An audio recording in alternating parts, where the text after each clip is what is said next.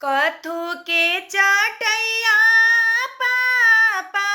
बैठल बानी जी हमरो के बैठवले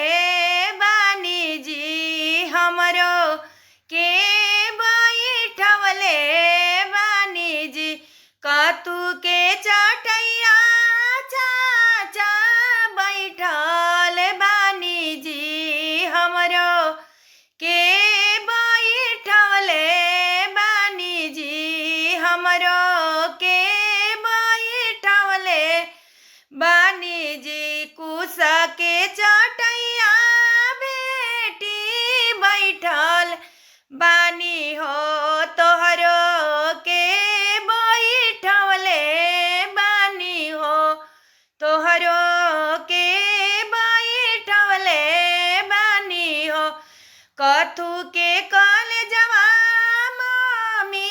कइले बाड़ू हो हमरो के बनवले बाड़ू हो हमरो के बनवले बाड़ू हो पथ